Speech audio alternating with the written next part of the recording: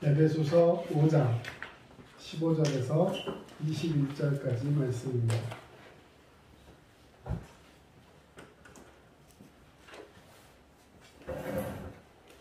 에베소서 5장 15절에서 21절까지 말씀, 신약성경 315페이지입니다.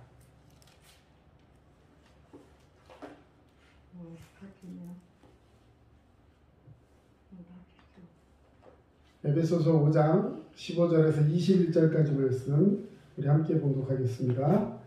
그런즉 너희가 어떻게 행할지를 자세히 주의하여 지혜 없는 자같이 하지 말고 오직 지혜 있는 자같이 하여 세월을 아끼라. 때가 악하니라.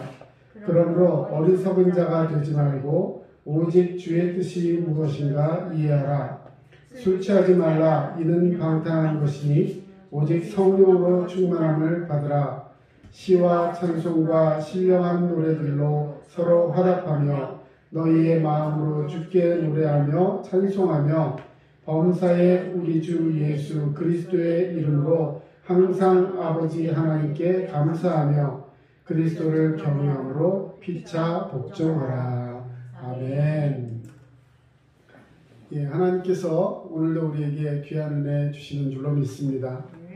특별히 2월 첫 주일, 이번 주 중에 설날이 있는데요.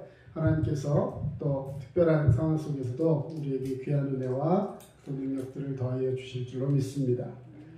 오늘은 빛의 자녀는 이렇게 삽니다 라는 제목을 달아보았습니다. 우리 한번 같이 따라해 봅시다. 빛의 자녀는 다시 한번 빛의 자녀는 이렇게 삽니다.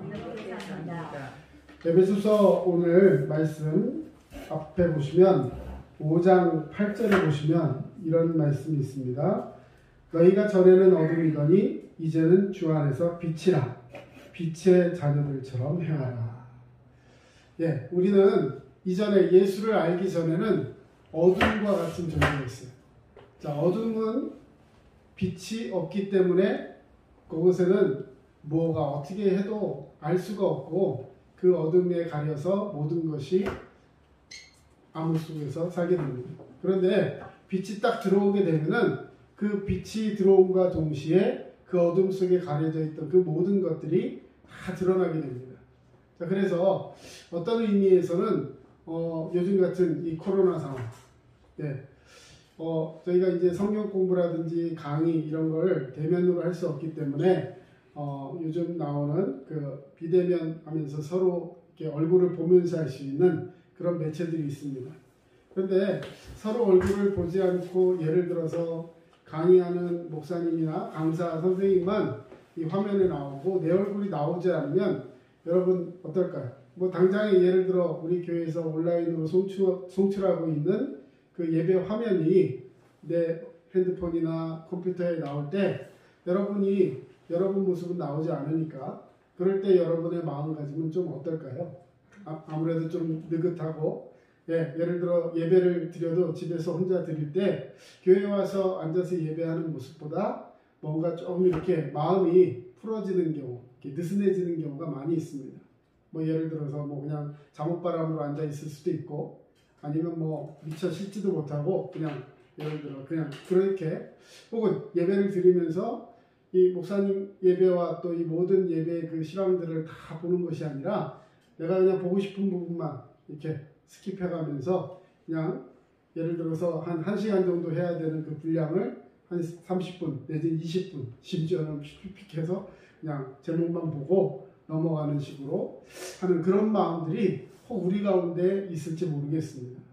그런데 예를 들어 어둠이 아닌 빛, 다시 말해 내가 모든 것이 드러나고 그렇게 하게 된다면 그리고 어떤 뭐 특정 매체를 얘기해서 뭐하지만 줌이라는 그 체제를 통해 서로 얼굴을 보고서 강의를 하게 되면 아무래도 내가 얼굴을 한 번 더 만져보게 되고 내 모습이 어떻게 나올까 굉장히 좀 궁금해하게 되고 조심스러워하는 마음을 갖게 됩니다.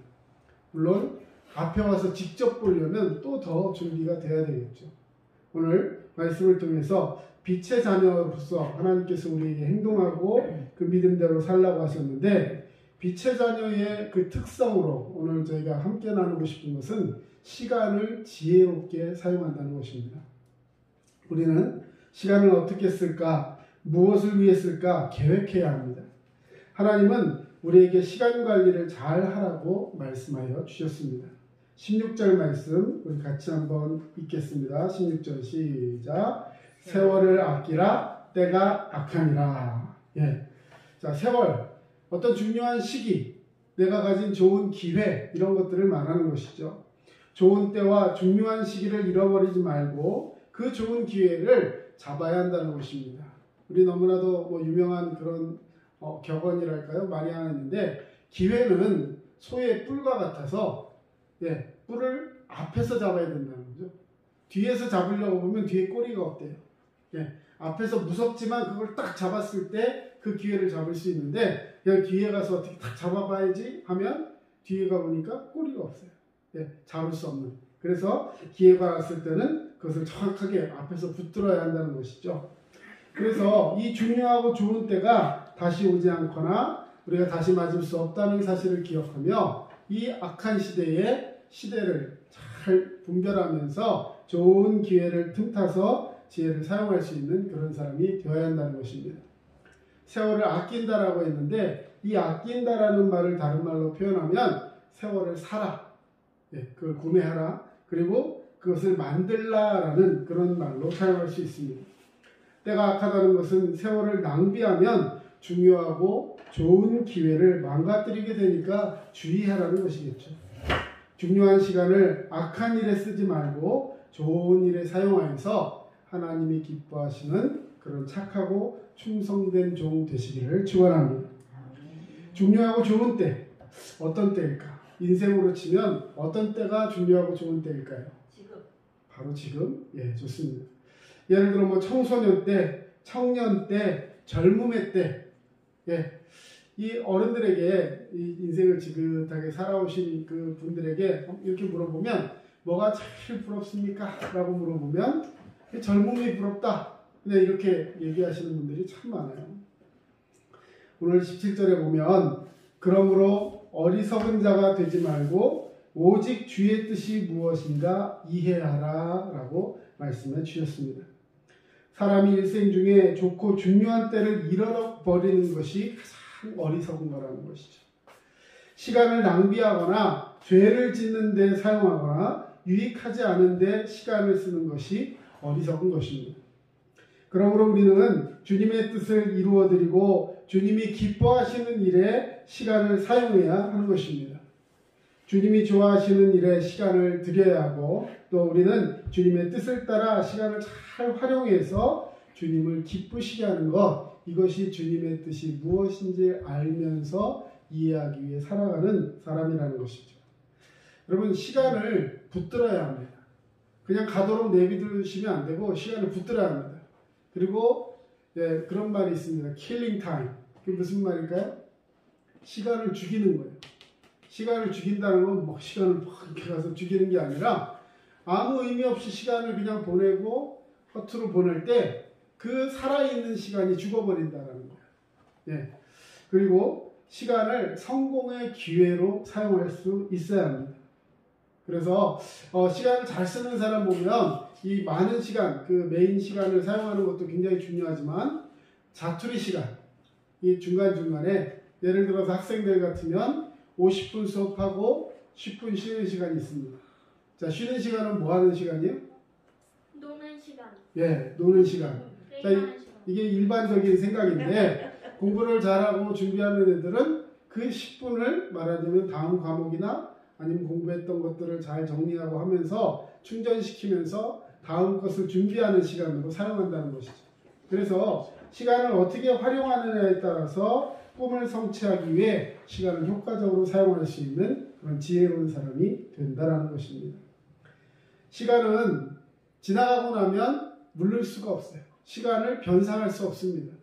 내 시간 돌려줘 아무리 얘기를 해봤자 뭐 물질적으로 보상을 해줄 수 있을지 모르겠지만 그 시간 자체를 돌릴 수 있는 방법은 없다는 것입니다. 물건을 도둑질 받으면 그것을 막 이렇게 변상해내라고 하고 막 야단법석을 하는데 시간을 예를 들어 뺏기고 나면 그것에 대해서는 뭐 그냥 뭐 그럴 수도 있지 하면서 너무나 너그럽게 그냥 시간은 흘러가는 것처럼 생각하는 경우가 참 많은데 이 시간을 빼앗기고서도 거기에 분노하지 않는다. 이거는 뒤로 처지는 사람이라는 그런 이야기가 있습니다. 시간을 잃어버리면 다시 찾을 길이 없고 변상도 안 되고 보상도 안 된다. 물론 이런 사실을 기억하면서 내게 있는 이 시간을 잘 활용할 수 있는 그런 모습이 있어야 할 것입니다. 자, 오늘 우리 말씀 속에서 우리가 해야 할 것, 방탕에서 벗어나는 자가 되어야 할 것입니다. 오늘 말씀 18절 보시면 술 취하지 말라 이는 방탕한 것이니 오직 성령으로 충만함을 받으라 표현해 놨습니다. 시간을 지혜롭게 사용하지 못하는 것이 곧 방탕한 삶인 것입니다. 자, 술 취하는 삶. 성경에서 보면 이 술 취하는 것은 방탕한 것이다 이렇게 표현해 놨습니다. 대표적인 예를 들자면 누가복음에 보면 탕자의 비유가 나옵니다. 아버지에게로부터 협박하듯이 해서 그 유산을 미리 땡겨서 받죠. 그래서 그걸 가지고 외국에 나가서 허랑방탕했다 이런 표현이 있는데 거기서 한 게 결국 뭐냐면 술을 마시고 거기서 주색 잡기를 하고 막 이러면서 그 돈을 다 낭비했다는 거예요. 돈만 낭비한 게 아니라 사실은 뭘 낭비했다고요? 시간을 낭비한 거예요. 그 시간은 물리적인 시간, 몇 월부터 몇 월까지 이런 물리적인 시간도 있지만 아버지랑 더 교제하며 사랑해야 할 시간, 자기를 개발하고 하나님 앞에서 열심을 다해서 자기를 키워갈 수 있는 그런 모든 시간들을 다 버렸다는 것입니다. 결과적으로 어떻게 됐어요? 그 방종한 결과, 방탕한 결과로 인해서 돈은 다 없어졌고 시간도 다 없어졌고 그리고 그와 함께 했던 모든 관계들은 무너졌고 결과적으로 나중에 가서 가뭄이 들어서 정말 돼지우리에 가서 그 돼지를 치는 일을 감당하면서 돼지의 주염 열매, 다시 말해 돼지가 먹는 사료를 뺏어 먹으려고 그러다가 돼지가 자기 거 먹는 거 안 뺏기거든요. 결과적으로 돼지한테도 수모를 당하고 거기서도 쫓겨나서 정말 죽을 지경에 당하는 그런 고통을 당하게 됩니다. 자, 또 뭐가 방탕한 것일까요? 예, 방탕하는 자의 특징은 내가 하고 싶은 대로 하는 것. 자, 여러분 어떻게 사는 게 가장 행복한가요? 나 하고 싶은 대로 살고 싶어. 내버려둬. 예, 얼마나 참 그럴듯한 말입니까? 예전에 어떤 그 광고에 보면 It's my life 하면서 내 삶이니까 뭐 열심히 일하는 당신 뭐 떠나라 이러면서 굉장히 그 자기의 삶을 자기 주도적으로 사는 것이 굉장히 유익한 것처럼 그렇게 얘기를 합니다. 물론 의미 있습니다. 그런데 내 삶을 내 주도대로 사는 것보다 더 의미 있는 삶이 있는데 그것은 바로 하나님이 기뻐하시는 일을 위해서 최선을 다하고 그것이 나의 기쁨이 될 때 그것이 하나님 앞에서 귀한 나의 삶이라는 것을 여러분 꼭 기억하시길 바랍니다. 그냥 나 하고 싶은 대로 하는 것, 이것이 왜 방탕일까요? 성경에 보면 삼손이라는 사람이 나옵니다. 삼손.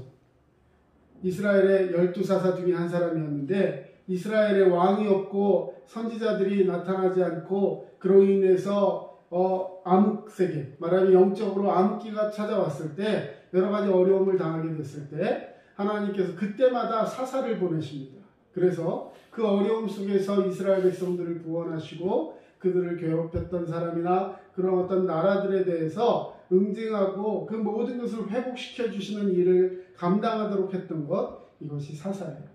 그런데 삼손이라는 사람은 하나님께서 선택하셔서 남들보다 월등한 힘을 가지고 하나님의 일을 감당하도록 해서 아주 블레셋 사람들에게 굉장한 데미지를 주면서 블레셋 사람들이 이스라엘 사람들을 괴롭히지 못하도록 하나님께서 세우신 주님의 종이었습니다.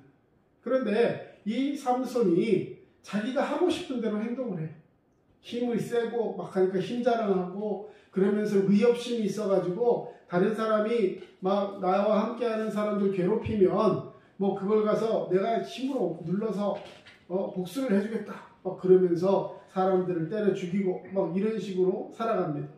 근데 결과는 어땠습니까? 나중에 그 힘과 자기도취에 취해서 블레셋 사람 중에 드릴라라고 하는 그 여인에게 완전히 빠져서 기생하고 주색잡기를 하다가 결국 그 여인과 함께 살려고 애를 씁니다. 이 여인은 블레셋 사람으로서 그 사람들이 그에게 막 힘을 공권력, 말하자면 공권력을 막 투입시켜가면서 너 저 삼손의 약점을 알아내지 않으면 너희 가족을 다 몰살시키겠다. 이런 식으로 하면서 결과적으로는 삼손이 몇 번 위기를 겪다가 결국에는 자기 꾀에 넘어가면서 어떻게 됩니까? 힘을 잃어버려요. 그리고서 붙잡혀 가가지고는요, 두 눈을 뽑힙니다. 그리고 사람들, 블레셋 사람들이 많이 모여있는 그 자리에 가서 조롱을 당하고 채찍을 맞고 사람들에게 안 좋은 그런 모습을 당하게 되죠. 하나님의 사사, 하나님의 일을 하라고 뽑아놓은 사람이었는데 결과적으로 자기 마음대로 방탕하며 살다가 결국에는 나중에 그 머리카락이 다시 자라고 하나님께서 그의 기도를 들으셔서 마지막 순간에 기둥에 묶여있던 그 팔을 힘을 주면서 그 경기장 안에, 그 극장 안에 있던 모든 사람들과 함께 생을 마감하게 됩니다. 뭐 마지막에 다시 힘이 회복됐다라는 의미에서는 의미가 있을지 모르겠지만 결국은 그렇게 아무런 이유 없이 결국 그도 그 자리에 죽게 되는 것이죠. 여러분, 하나님 앞에서 민족을 구원해야 할 하나님의 사사가 오히려 그들의 놀림거리가 되고 구경거리가 된 이유가 무엇입니까? 바로 방탕한 삶 때문에 그랬어요. 사랑하는 성도 여러분, 방탕은 우리의 시간을 헛되이 사용하는 것입니다. 결국 우리의 시간을 헛되게 사용하게 만들고 그리하여 인생을 망치고 다시 정말 그곳으로 돌아가려고 할 때는 그보다 몇 배의 노력과 몇 배의 그런 시간에 투자를 하더라도 다시 그것을 회복하지 못하는 경우가 참 많이 있다는 것입니다. 어떤 사람이 사람의 평균 수명을 70이라고 가정하고 다름과 같은 결과를 발표했습니다. 자, 잠자는데 몇 년 정도 쓸 것 같습니까? 여러분, 70이라고 생각하면 잠자는데 몇 년 정도 쓸 것 같아요? 한번 얘기해 보시죠. 이 일생 70평생을 살아가면서 잠자는데 몇 년 정도 있을 것 같아요? 20년? 예, 그 통계에 20년이라고 이렇게 표현을 했어요. 예, 사람마다 다르지만 20년. 일하는데 20년. 밥 먹는데 6년. 노는데 7년. 치장하는데 5년. 전화하는데 1년. 담배 피우는데 2년. 잠깐 쉬는데 2년 반. 사람 기다리는데 3년 반. 신발 끈 매는데 반년. 예, 기타 3년. 그래서 시간들을 이렇게 쓰게 된다. 자, 시간의 가치를 어떻게 사용하느냐에 따라 달라지게 된다는 것이죠.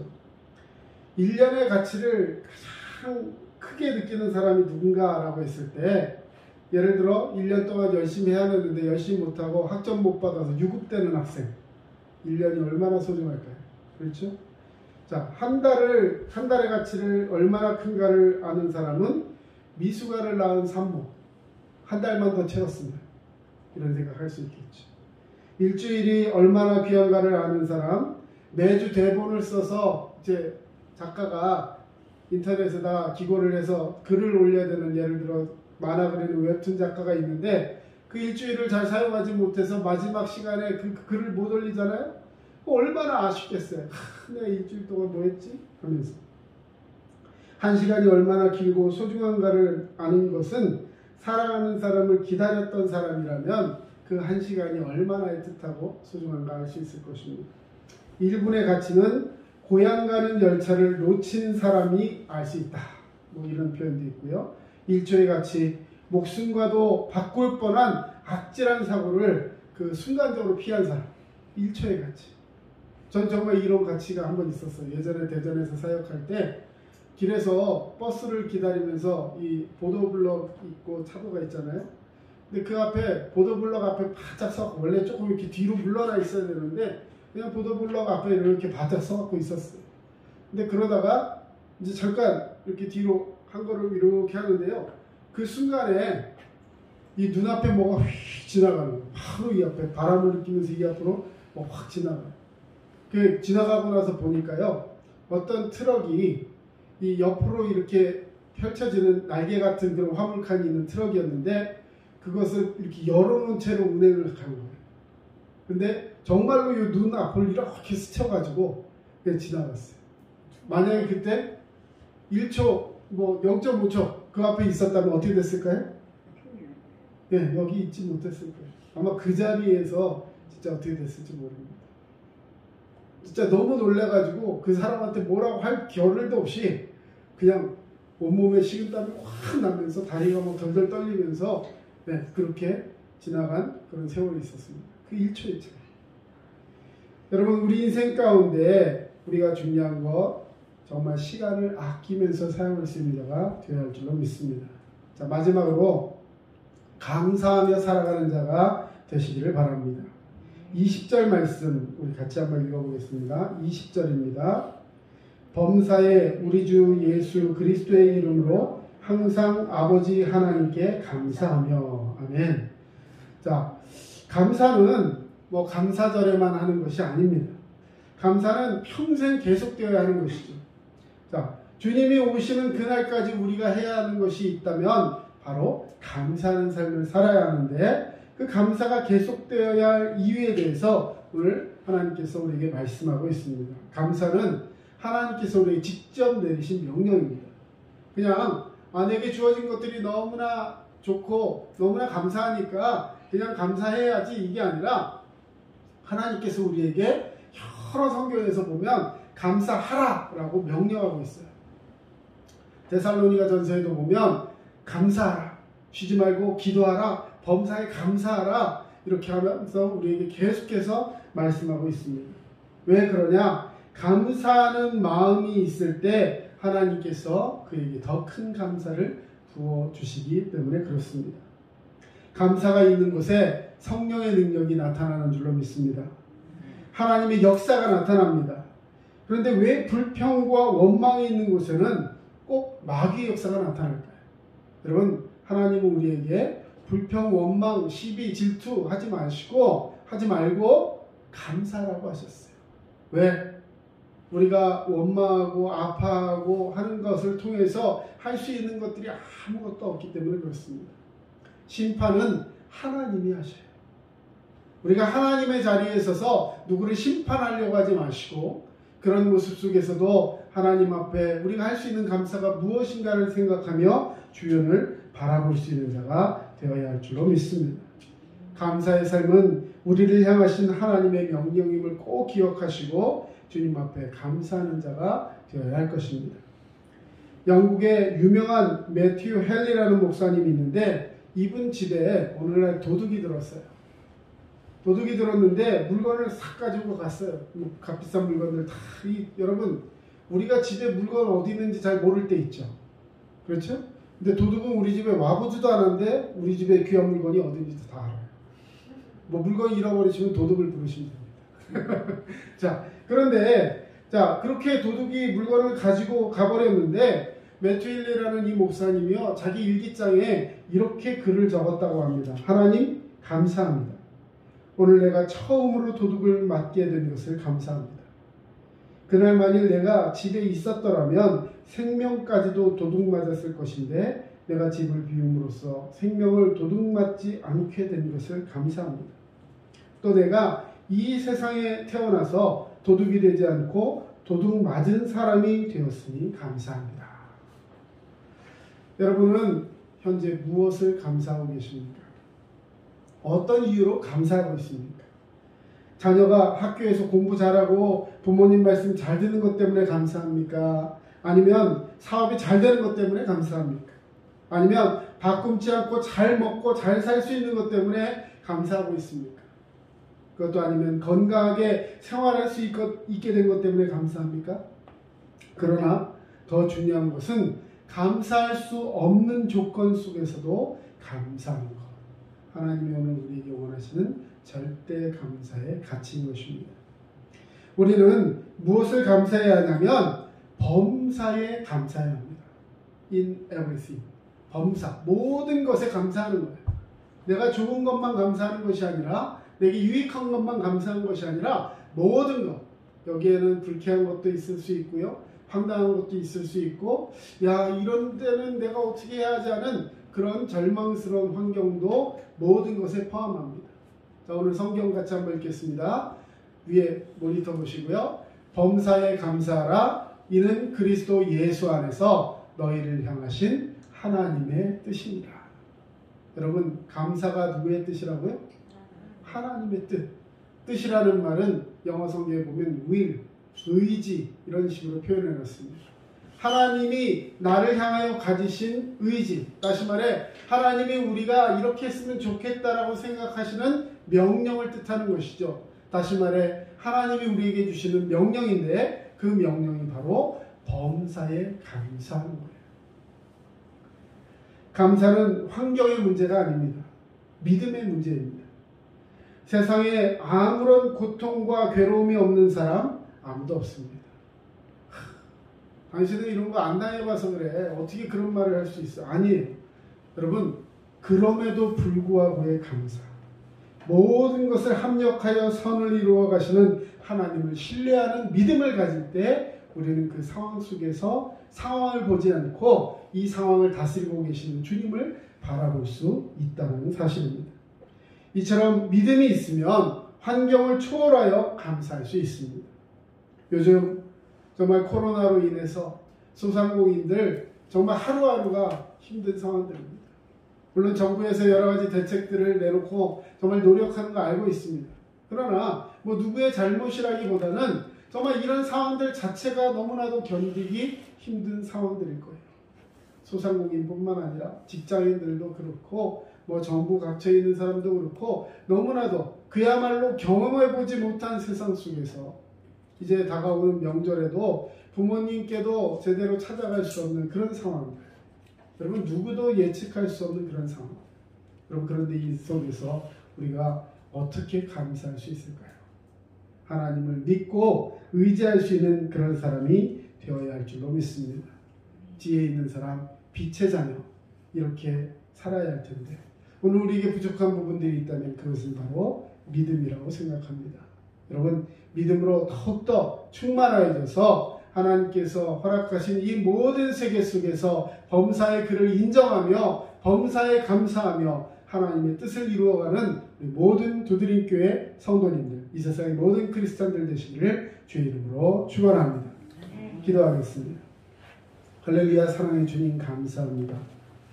오늘도 주님께서 우리를 위하여 주신 이 놀라운 축복의 은혜를 생각하며 범사에 감사를 하셨는데 우리 살아가면서 주여 내 생각, 내 앞에 주어진 환경에 갇혀서 주님 바라보지 못했던 세월들이 있음을 고백합니다. 용서하여 주시옵소서.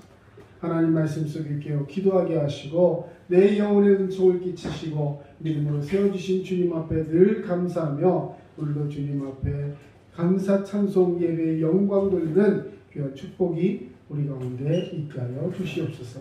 늘 감사드리며 예수님의 이름으로 기도합니다. 아멘.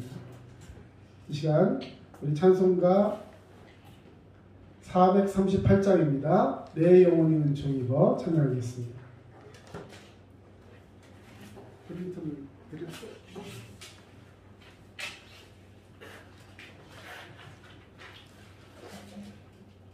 찬송가 438장입니다.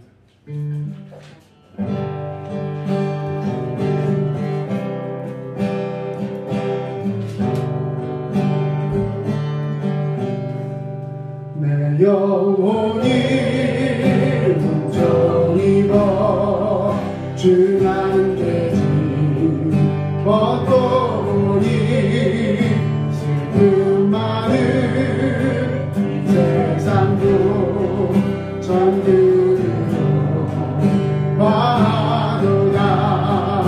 할렐루야 찬양하세. 내 모든 죄 사함받고 예수와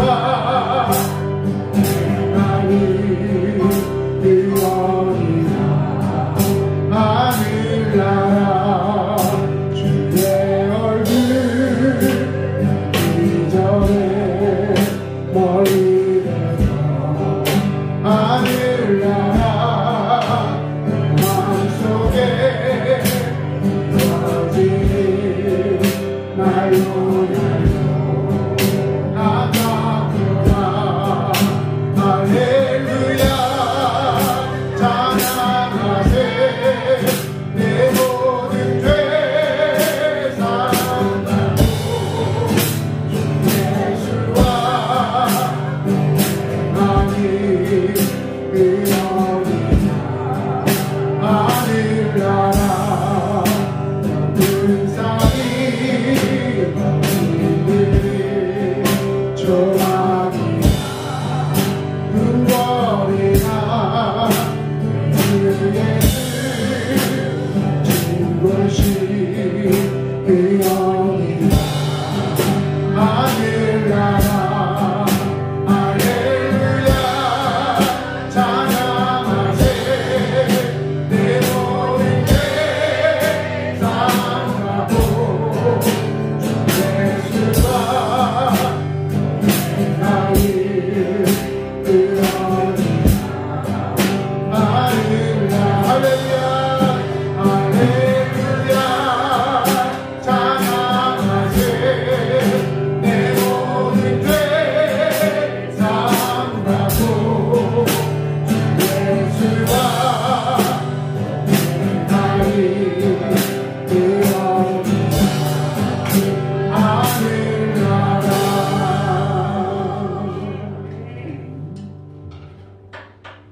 지금은 우리 주 예수 그리스도의 은혜와 하나님 아버지의 크신 사랑하심과 성령님의 도우심과 위로교통 충만하심이 주님의 말씀대로 세월을 아끼며 주님 앞에 깨어 기도하며 범사에 감사하며 방탕하지 않고 주 앞에 정말 주님의 뜻을 분별하기를 원하는 모든 주의 백성들 머리 위에 이제로부터 영원토록 함께 하시기를 간절히 축원하옵나이다. 아멘.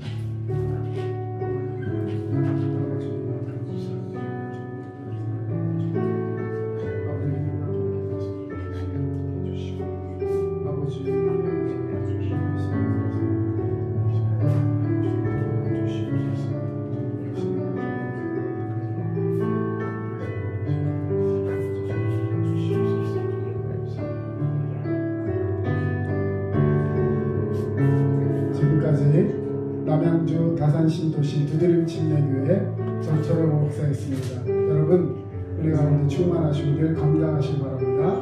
감사합니다.